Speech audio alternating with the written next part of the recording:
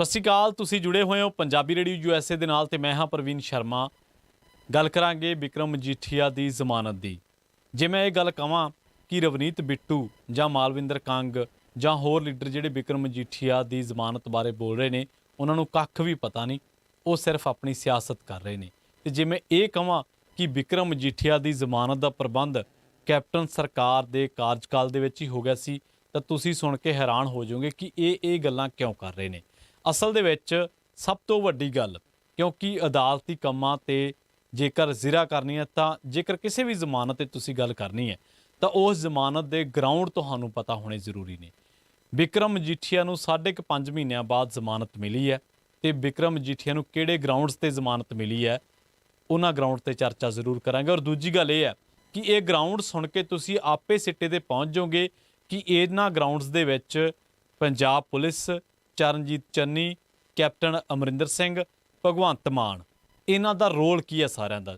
ਅਖੀਰ ਤੱਕ ਜ਼ਰੂਰ ਸੁਣਿਓ, ਬੇਨਤੀ ਇੰਨੀ ਹੈ, ਅਖੀਰ ਤੱਕ ਜ਼ਰੂਰ ਸੁਣਿਓ, ਤੁਸੀਂ ਆਪੇ ਸਿੱਟੇ ਤੇ ਪਹੁੰਚ ਜਾਓਗੇ ਕਿ ਇਹਨਾਂ ਸਾਰੀਆਂ ਜਿਹੜੀਆਂ ਗੱਲਾਂ ਮੈਂ ਕਰ ਰਿਹਾ ਵਾਂ ਕਿ ਭਗਵੰਤ ਮਾਨ, ਚਰਨਜੀਤ ਚੰਨੀ, ਕੈਪਟਨ ਅਮਰਿੰਦਰ ਸਿੰਘ ਤੇ ਨਾਲੋਂ ਨਾਲ ਪੰਜਾਬ ਪੁਲਿਸ, ਇਹਨਾਂ ਦਾ ਰੋਲ ਕੀ ਹੈ। ਸੱਤੇ ਤੇ ਪਿੰਦੀ ਦਾ 2013 ਤੋਂ ਪਹਿਲਾਂ ਵਿਕਰਮ ਮਜੀਠੀਆ ਨਾਲ ਕੀ ਰਿਸ਼ਤਾ ਸੀ। ਅਜਨਾਲਾ ਜਿਹਦੇ ਨਾਲ ਬੋਨੀ ਅਜਨਾਲਾ, ਉਹਦੇ ਜਿਹੜੇ ਦੋਸ਼ ਨੇ ਉਹਦੀ ਬਾਬਤ ਕੋਰਟ ਨੇ ਕੀ ਕਿਹਾ। ਕੀ ਮਜੀਠੀਆ ਦੇ ਘਰੇ ਡਰੱਗ ਪਈ ਸੀ? ਕੀ ਮਜੀਠੀਆ ਦੇ ਘਰੋਂ ਡਰੱਗ ਫੜੀ ਗਈ? ਜਾਂ 8 ਸਾਲਾਂ ਬਾਅਦ ਕੇਸ ਤੇ ਜਦੋਂ ਜ਼ਿਰਾ ਹੋਈ ਤਾਂ ਅਦਾਲਤ ਨੇ ਕੀ ਕਿਹਾ ਕਿ ਮਜੀਠੀਆ ਸੱਤਾ ਤੇ ਪਿੰਦੀ ਨੂੰ ਠਹਿਰ ਦਿੰਦਾ ਸੀ, ਕਾਰ ਦਿੰਦਾ ਸੀ, ਕੋਠੀ ਦਿੰਦਾ ਸੀ। ਨਾਲ ਕੀ ਮਜੀਠੀਆ, ਵਿਕਰਮ ਮਜੀਠੀਆ ਤਸਕਰਾਂ ਦੇ ਨਾਲ ਪੈਸੇ ਦਾ ਲੈਣ ਦੇਣ ਵੀ ਕਰਦਾ ਸੀ। ਇਹ ਸਾਰੇ ਜਵਾਬ ਇਸ ਰਿਪੋਰਟ ਦੇ ਵਿੱਚ ਤੁਹਾਨੂੰ ਮਿਲ ਜਾਣਗੇ। ਨਾਲੋਂ ਨਾਲ ਜਵਾਬ ਇਹ ਵੀ ਮਿਲ ਜੂਗਾ ਕਿ ਕਾਂਗਰਸ ਦੋਸ਼ੀ ਹੈ ਜਾਂ ਫਿਰ ਆਮ ਆਦਮੀ ਪਾਰਟੀ। ਗੌਰ ਕਰਦੇ ਹਾਂ ਕੁਝ ਤੱਥਾਂ ਤੇ। ਸਭ ਤੋਂ ਵੱਡੀ ਗੱਲ, ਦਸੰਬਰ 2021 ਦੇ ਵਿੱਚ FIR ਦਰਜ ਹੁੰਦੀ ਹੈ ਮਜੀਠੀਆ ਤੇ, ਜਿਸ ਮਾਮਲੇ ਦੇ ਵਿੱਚ ਮਜੀਠੀਆ ਨੂੰ ਜ਼ਮਾਨਤ ਮਿਲੀ ਹੈ। ਤੇ ਉਸੇ ਦੇ ਮਜੀਠੀਆ ਨੂੰ ਜ਼ਮਾਨਤ ਜਿਹੜੀ ਅਦਾਲਤ ਨੇ ਦਿੱਤੀ ਹੈ, ਹਾਈ ਕੋਰਟ ਨੇ, ਤਾਂ ਉਹ ਕੁਝ ਗਰਾਊਂਡ ਦਾ ਜ਼ਿਕਰ ਕੀਤਾ ਉਹਨਾਂ ਨੇ ਆਪਣੀ ਇਸ ਜ਼ਮਾਨਤ ਦੇ ਵਿੱਚ। ਸਵਾਲ ਸਭ ਤੋਂ ਵੱਡੇ ਇਹਨਾਂ ਗਰਾਊਂਡਸ ਤੇ ਉੱਠਣਗੇ ਜਿਨ੍ਹਾਂ ਗਰਾਊਂਡਸ ਦਾ ਮੈਂ ਜ਼ਿਕਰ ਕਰਨ ਜਾ ਰਿਹਾ ਵਾਂ। ਔਰ ਇਹ ਚੀਜ਼ ਇਹ ਚੇਤੇ 'ਚ ਜ਼ਰੂਰ ਰੱਖਿਓ ਕਿ ਜਿਹੜੀਆਂ ਚੀਜ਼ਾਂ ਦਾ ਆਪਾਂ ਜ਼ਿਕਰ ਕਰਕੇ ਹਟੇ, ਇਹਨਾਂ ਤੇ ਸਾਰਿਆਂ ਤੇ ਵਾਰੋ ਸਿਰ ਆਪਾਂ ਚਰਚਾ ਜ਼ਰੂਰ ਕਰਾਂਗੇ। ਔਰ ਇਹ ਜਿਹੜੀ ਜ਼ਮਾਨਤ ਮਿਲੀ ਆ, 2021 ਦਾ ਇਹ ਮਾਮਲਾ ਵਾ, ਜਿਹੜਾ ਕਿ 8 ਸਾਲਾਂ ਬਾਅਦ ਦਰਜ ਹੋਇਆ ਸੀਗਾ ਵਿਕਰਮ ਮਜੀਠੀਆ ਤੇ।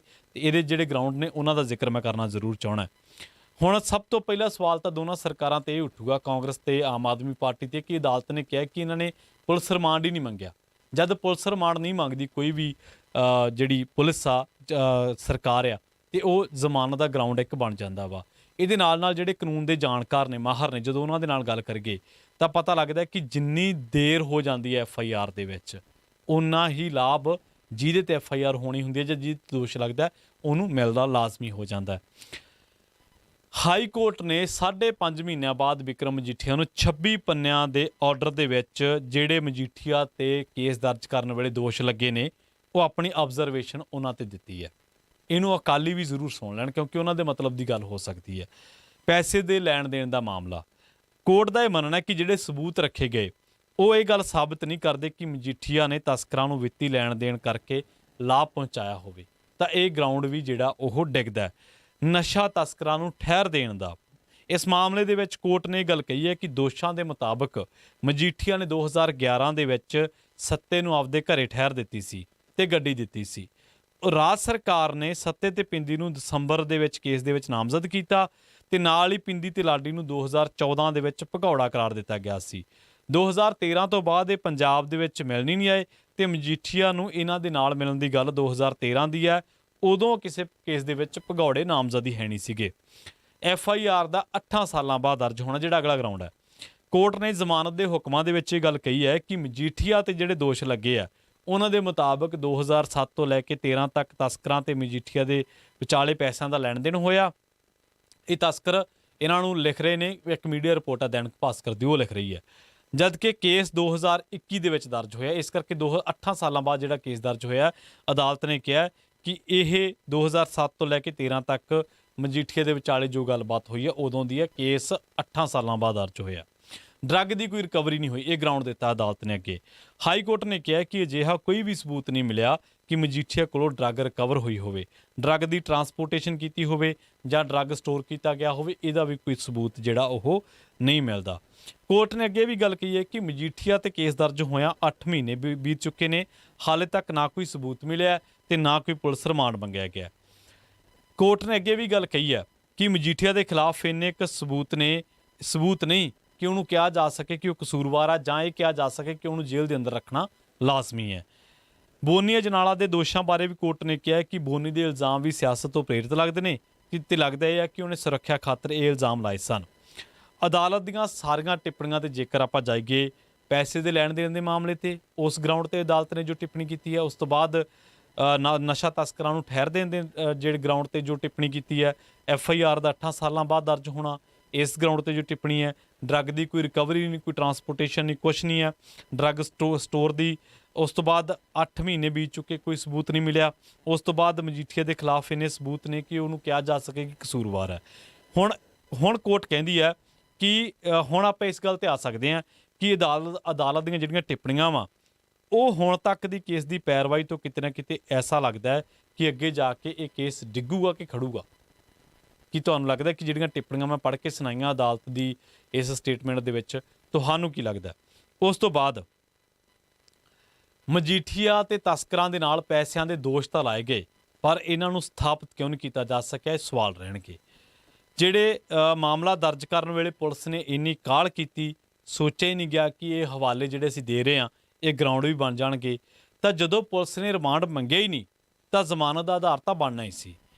ਹੁਣ ਸਵਾਲ ਇਹ ਬਣਦਾ ਹੈ ਕਿ ਦੋ ਸਰਕਾਰਾਂ ਦੀ ਪੁਲਿਸ ਨੇ ਮਜੀਠੀਆ ਦਾ ਰਿਮਾਂਡ ਕਿਉਂ ਨਹੀਂ ਮੰਗਿਆ, ਵੱਡਾ ਸਵਾਲ ਹੈ। ਸੋ ਜਿਹੜੀ ਅਗਲੀ ਗੱਲ ਮੈਂ ਕਰਨ ਜਾ ਰਿਹਾ, ਰਵਨੀਤ ਬਿੱਟੂ ਤੇ ਮਾਲਵਿੰਦਰ ਕੰਗ, ਕਿਉਂਕਿ ਇਹਨਾਂ ਨੇ ਕਾਂਗਰਸ ਤੇ ਦੋਸ਼ ਲਾ ਰਹੇ ਨੇ, ਮਾਲਵਿੰਦਰ ਕੰਗ ਜਾਂ ਬਿੱਟੂ ਆਮ ਆਦਮੀ ਪਾਰਟੀ ਤੇ ਲਾਉਣਗੇ। ਇਹਨਾਂ ਦਾ ਕੰਮ ਹੀ ਲੀਡਰਾਂ ਦਾ ਇਹ ਦੋਸ਼ ਲਾਉਣੇ ਕੰਮ ਆ, ਇਸੇ ਕੰਮ ਦੀ ਖੱਟੀ ਖਾਂਦੇ ਆ। ਇਹਨਾਂ ਦੇ ਇਸ ਗੱਲ ਦੇ ਵਿੱਚ ਕੁਛ ਨਵਾਂ ਨਹੀਂ ਹੈ। ਪਰ ਅਸਲ ਦੇ ਵਿੱਚ ਜਿਹੜੇ CM ਸਾਹਿਬ ਨੇ ਦੋਸ਼ ਲਾਏ ਨੇ ਕਾਂਗਰਸ ਤੇ, ਉਹ ਕਿਹੜੇ ਨੇ, ਉਹ ਵੀ ਤੁਹਾਨੂੰ ਪੜ੍ਹ ਕੇ ਦੱਸਦਾ ਵਾਂ। ਮਾਨ ਸਾਹਿਬ ਕੀ ਕਹਿੰਦੇ ਨੇ? ਮਾਨ ਸਾਹਿਬ ਨੂੰ ਜਦੋਂ ਪੁੱਛਿਆ ਗਿਆ ਕਿ ਤੁਹਾਡੀ ਸਰਕਾਰ ਨੇ ਪੈਰਵਾਈ ਨਹੀਂ ਕੀਤੀ, ਮਾਨ ਸਾਹਿਬ ਕਹਿੰਦੇ ਪਰਚਾ ਕਾਂਗਰਸ ਨੇ ਕੀਤਾ 21 ਦੇ ਵਿੱਚ, ਦੋਸ਼ ਇਹਨਾਂ ਦੀ ਪੁਲਿਸ ਨੇ ਲਾਏ ਕਿ ਆਹ ਦੋਸ਼ ਲੱਗੇ ਨੇ, ਜਵਾਬ ਹੁਣ ਇਹੀ ਦੇਣ ਕਿ ਜ਼ਮਾਨਤ ਮਿਲੀ ਕਿਵੇਂ। ਕਾਂਗਰਸੀ ਕਹਿੰਦੇ ਨੇ ਕਿ ਜਦੋਂ ਇਹਨਾਂ ਨੇ ਪੈਰਵਾਈ ਨਹੀਂ ਕੀਤੀ ਤਾਂ ਜ਼ਮਾਨਤ ਤਾਂ ਮਜੀਠੀਆ ਨੂੰ ਮਿਲਣੀ ਸੀ, ਪਰਚਾ ਲੇਟ ਦਰਜ ਹੋਇਆ, ਇਹਦਾ ਫਾਇਦਾ ਮਜੀਠੀਆ ਨੂੰ ਮਿਲਣਾ ਇਹ ਤੈਅ ਸੀਗਾ। ਬੇਸ਼ੱਕ ਜ਼ਮਾਨਤ ਦਾ ਸਿਆਸੀਕਰਨ ਹੋ ਰਿਹਾ, ਪਰ ਇਹ ਗੱਲ ਦਾ ਜਵਾਬ ਤਾਂ ਪੰਜਾਬੀਆਂ ਨੂੰ ਲੱਭਣਾ ਪਊਗਾ ਨਾ ਕਿ ਕਾਂਗਰਸ ਨੇ ਕਿੱਥੇ ਜਦੋਂ ਪਰਚਾ ਦਰਜ ਕੀਤਾ, ਕਾਂਗਰਸ ਨੇ ਕਿੱਥੇ ਪੈਰਵਾਈ ਨਹੀਂ ਕੀਤੀ, ਆਪ ਸਰਕਾਰ ਨੇ ਇਸ ਪੈਰਵਾਈ ਦੇ ਲਈ ਕੀ ਕੀਤਾ, ਇਹ ਦੱਸਣਾ ਲਾਜ਼ਮੀ ਹੈ। ਤੇ ਅੱਗੇ ਜਾ ਕੇ ਵੀ ਇਹ ਗੱਲ ਕਹਿ ਸਕਦੇ ਹਾਂ ਕਿ ਜਿਹੜਾ ਇਹ ਕੇਸ ਦਾ ਅੱਗੇ ਜਾ ਕੇ ਕੀ ਬਣੇਗਾ, ਜ਼ਮਾਨਤ ਦੇ ਗਰਾਊਂਡ ਬਹੁਤ ਚੀਜ਼ਾਂ ਵੱਲ ਇਸ਼ਾਰਾ ਤਾਂ ਕਰਦੇ ਨੇ। ਤੇ ਦੂਜੀ ਗੱਲ ਇਹ ਹੈ ਕਿ ਇਹ ਕੇਸ ਦੀ ਜ਼ੇਰਾ ਕਹਿ ਜੀ ਹੁੰਦੀ ਹੈ, ਇਸ ਗੱਲ ਤੇ ਵੀ ਮੁਨੱਸਰ ਹੈ। ਮਸਲਾ ਹਜੇ ਜੁਡੀਸ਼ਰੀ ਦੇ ਵਿੱਚ ਆ, ਇਸ ਕਰਕੇ ਇਹ ਤਾਂ ਨਹੀਂ ਕਿਹਾ ਜਾ ਸਕਦਾ ਕਿ ਆਹ ਹੋਊਗਾ ਜਾਂ ਉਹ ਹੋਊਗਾ।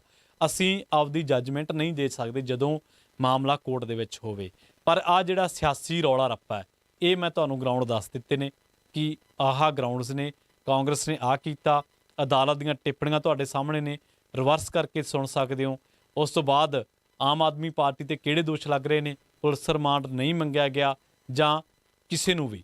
ਹੁਣ ਤੁਸੀਂ ਕਹੋਗੇ ਕਿ ਇਹ ਕਾਲੀ ਪੱਖੀ ਗੱਲ ਆ, ਪਰ ਨਹੀਂ, ਸਾਨੂੰ ਇਹ ਸਮਝਣਾ ਪੈਣਾ ਕਿ ਜ਼ਮਾਨਤ ਹਰ ਮੁਜਰਮ ਦਾ ਅਧਿਕਾਰ ਆ, ਹਰ ਹਵਾਲਾਤੀ ਦਾ ਅਧਿਕਾਰ ਆ। ਜਿਵੇਂ ਪੈਰੋਲ ਹਰ ਕੈਦੀ ਦਾ ਅਧਿਕਾਰ ਆ, ਉਸ ਤਰ੍ਹਾਂ ਜ਼ਮਾਨਤ ਮਿਲਣੀ ਹੈ। ਪਰ ਇਹਨਾਂ ਜ਼ਮਾਨਤਾਂ ਨੂੰ ਕਿ ਜ਼ਮਾਨਤ ਦਿੱਤੀ ਕਿਸ ਆਧਾਰ 'ਤੇ ਹੈ, ਕੋਰਟ ਨੇ ਦੱਸਿਆ। ਕੋਰਟ ਨੇ ਜੋ ਗੱਲਾਂ ਕਹੀਆਂ ਨੇ ਅਸੀਂ ਤੁਹਾਨੂੰ ਦੱਸੀਆਂ ਨੇ, ਪਰ ਤੁਸੀਂ ਹੁਣ ਤੈਅ ਕਰਨਾ ਹੈ ਕਿ ਇਹ ਜੋ ਗਰਾਊਂਡਸ ਦਿੱਤੇ ਗਏ ਨੇ ਇਹ ਕਿਹਦੀ ਸਰਕਾਰ ਵੇਲੇ ਦਿੱਤੇ ਗਏ, ਤੇ ਕੀ ਤੁਹਾਨੂੰ ਲੱਗਦਾ ਕਿ ਇਹਨਾਂ ਗਰਾਊਂਡਸ 'ਤੇ ਜਾ ਕੇ ਅੱਗੇ ਜਾ ਕੇ ਕੇਸਾਂ ਦਾ ਕੁਝ ਬਣੂਗਾ। ਆਪਣੀ ਟਿੱਪਣੀ ਤੁਸੀਂ ਜ਼ਰੂਰ ਕਰ ਸਕਦੇ ਹੋ, ਪਰ ਕਿਉਂਕਿ ਜ਼ਮਾਨਤ ਹਰ ਕੈਦੀ ਦਾ ਅਧਿਕਾਰ ਆ ਤਾਂ ਬਿਕਰਮ ਮਜੀਠੀਆ ਨੂੰ ਜ਼ਮਾਨਤ ਮਿਲ ਹੀ ਜਾਣੀ ਸੀ। ਜਲਦ ਮਿਲਾਂਗੇ ਇੱਕ ਹੋਰ ਨਵੀਂ ਰਿਪੋਰਟ।